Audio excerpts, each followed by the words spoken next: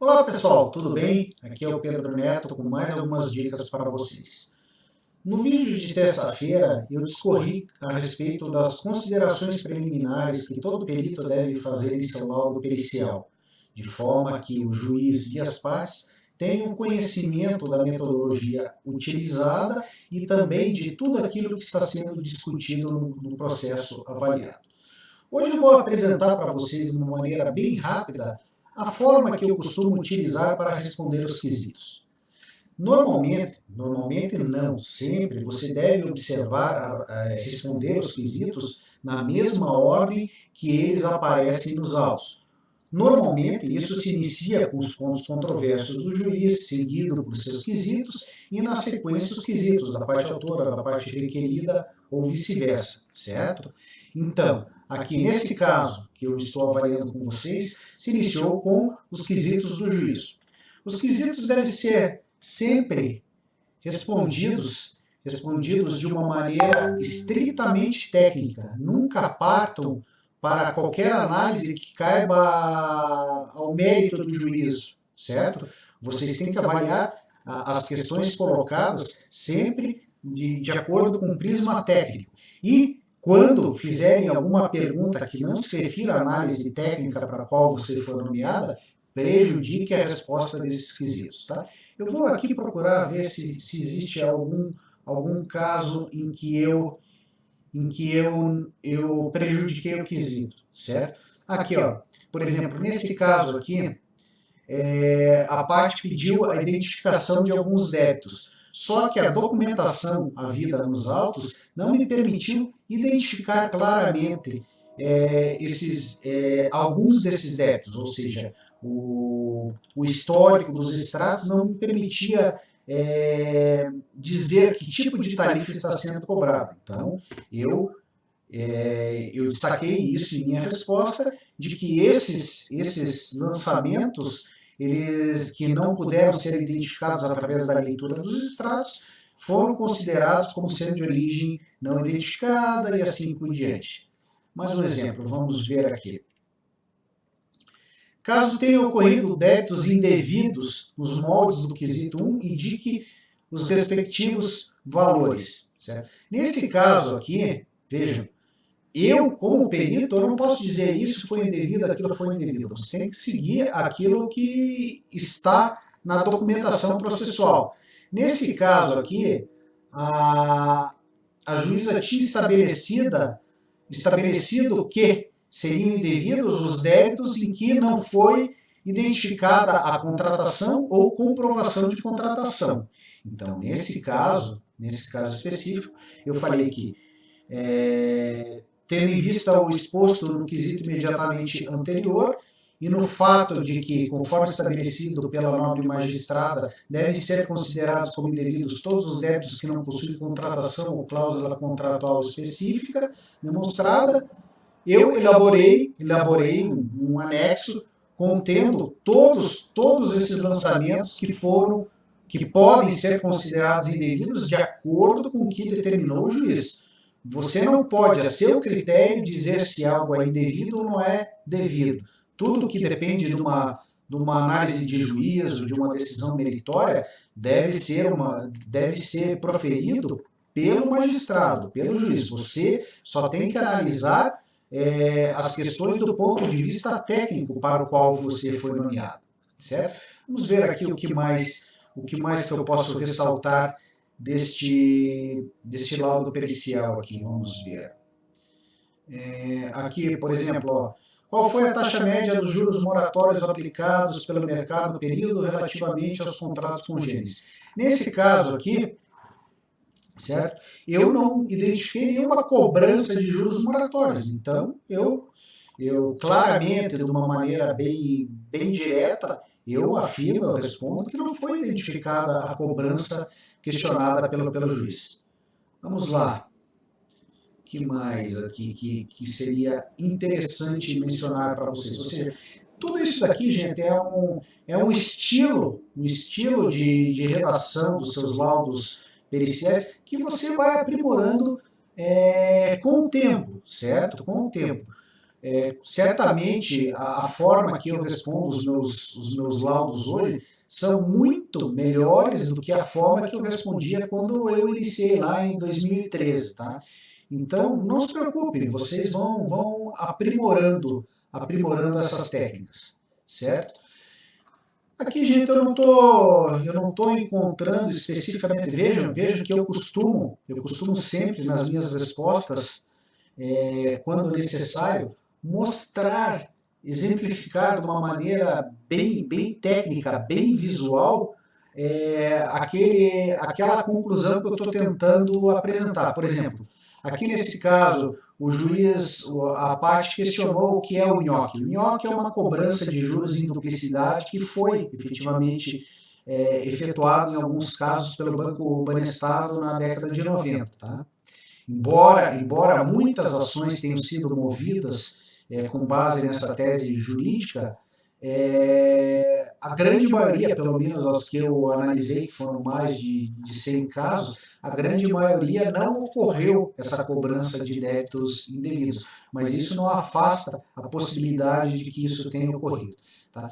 Então aqui eu expliquei para a parte o que é esse tal de nhoque, e veja, eu exemplifiquei aqui, eu peguei um extrato dessa conta corrente e exemplifiquei como que ocorreu esse nhoque. Por exemplo, aqui nesse caso, no caso do Banestado, a cobrança que é efetuada sobre esse número de documento aqui, juros e OF, é a cobrança específica de juros. E o que era cobrado sobre um código de 6 dígitos aleatório era a cobrança de nhoque. Isso, gente, eu vou falar para vocês numa outra ocasião.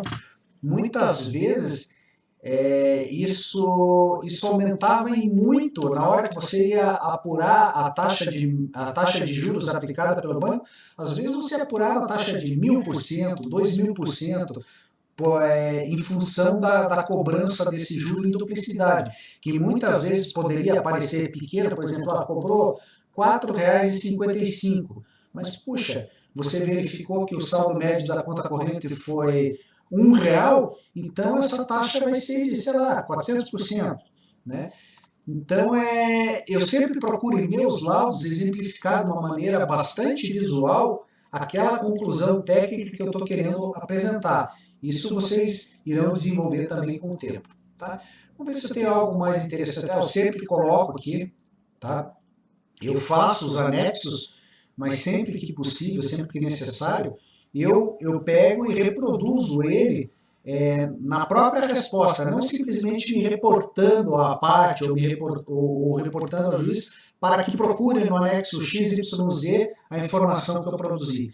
Dessa maneira fica mais fácil as partes e o douto juízo terem conhecimento de tudo aquilo que você produziu de uma maneira mais rápida, mais clara. E caso eles queiram um maior detalhamento, eles podem procurar no anexo que você produziu para o laudo pericial. Vamos lá, o que mais? Aqui, tá, daí aqui eu passei para as respostas do Banco Réu, sempre. A questão de responder os quesitos, gente, você nunca deve responder simplesmente com sim ou não. Você sempre deve embasar o porquê sim ou o porquê não. Somente em algumas ocasiões as partes pedem especificamente que você responda sim ou não, mas sempre que necessário, sempre que possível, enfatize o porquê a sua conclusão, a sua resposta é sim ou não. Tá? Vamos ver o que mais aqui eu posso mostrar para vocês como exemplo. Aqui, ó, outro caso aqui eu exemplifiquei novamente o maledito do nhoque, certo? E assim por diante. E no final, gente, deixa eu correr aqui um pouquinho mais, que esse vídeo já está ficando um pouco extenso. Tá? Após apresentar as respostas aos quesitos, que nesse caso aqui foram muitos, é um laudo bastante extenso, é sempre importante, não basta você simplesmente apresentar a introdução, as considerações preliminares, qual que é a sua metodologia, responder aos quesitos e não apresentar de uma maneira sumarizada quais são as suas conclusões técnicas a respeito do trabalho efetuado. Isso é muito importante. Um magistrado, tá, por experiência eu posso dizer que o magistrado ele não tem tempo de ler linha a linha tudo que você produziu, certo? Logicamente, ele vai avaliar, ele não vai emitir um juízo de valor, uma conclusão, sem ter avaliado da melhor forma possível aquilo que você produziu. Mas ele efetivamente não tem tempo para ler linha a linha o que você, perito, produziu. Por exemplo, tem um juiz que eu atendo, que uma vez eu fui visitá-lo, ele me falou: Pedro, eu gosto do seu laudo pericial porque eu vou direto nas suas conclusões e ali eu tenho tudo que eu preciso para elaborar a minha sentença. E caso eu tenha, caso não seja suficiente, dali eu já consigo me reportar uma resposta específica, me reportar um anexo que você produziu. Então, gente, isso é muito legal, você obter um feedback desse do magistrado ao qual você atende. Então, eu realmente recomendo vocês de adotarem esse costume, de sempre fazer de uma maneira bem sumarizada, mas bem completa, as conclusões de seu trabalho pericial, as conclusões finais. Por exemplo, aqui, ó, eu sempre costumo também enfatizar o que eu coloco aqui em negrito, em letras maiúsculas, cada ponto que eu estou sumarizando as minhas conclusões. Por exemplo, aqui no caso, no que concerne a contratação do limite de crédito das contas correntes em demanda, a análise foi prejudicada porque faltou o comprovante de adesão dos autores ao contrato que foi juntado ao laudo, que foi juntado ao laudo, não, que foi juntado ao processo, que no caso é um contrato de adesão. Aqui o outro ponto que foi discutido nesse caso se refere às taxas de juros. Aqui eu falei que eu verifiquei que essas taxas de juros foram, em média, superiores àquelas divulgadas pelo Bacen para contratos da mesma modalidade. Com relação ao natocismo, ou seja, a capitalização de juros, eu resumi aqui, eu falei que foi identificada a sua ocorrência apenas quando a conta corrente não apresentou o saldo credor ou depósitos suficientes para a cobertura integral dos juros que foram debitados pelo banco réu. Tá? E assim por diante. Com relação às taxas e tarifas, que era outro ponto que foi contestado pelas autoras, eu coloquei que a maioria dos débitos efetuados sobre essa modalidade tem a sua origem ou destinação verificada ou passível de identificação através da leitura dos extratos das contas correntes que foram avaliadas. Aqui outro ponto que foi também contestado pela autora, foi requerido pela autora, eu afirmei aqui que não houve a cobrança de comissão de permanência, embora a parte autora houvesse alegado que tinha sido cobrado tal encargo. Tá? Por fim, aqui eu finalizo o laudo pericial e fico à disposição do juiz e das partes para prestar esclarecimentos. Sempre, gente, vai ocorrer a necessidade que você preste esclarecimentos acerca das suas conclusões técnicas. Tá? E por fim, eu encerro o laudo, sempre, isso é importante, gente. Você sempre diz quantas páginas possui o laudo que você elaborou, quantos anexos que você produziu, quantas páginas que tem esses anexos que você produziu, sempre datar e assinar. No caso, você vai sempre assinar digitalmente. Ok, gente?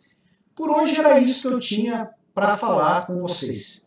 Você quer aprimorar a forma que você elabora o seu laudo pericial? Você quer aprender como elaborar um laudo pericial digno de um feedback positivo dos juízes que você atende? Eu estou aqui para ajudar, gente. Entre em contato comigo através do meu site www.expertpericias.com.br. Eu tenho feito um projeto de mentoria, tenho feito algumas mentorias através do Skype, através de outros instrumentos de comunicação via web, tá? eu fico à disposição para auxiliá-los. Tá? Entre em contato comigo, aguardo você, ok? Um grande abraço e um bom fim de semana.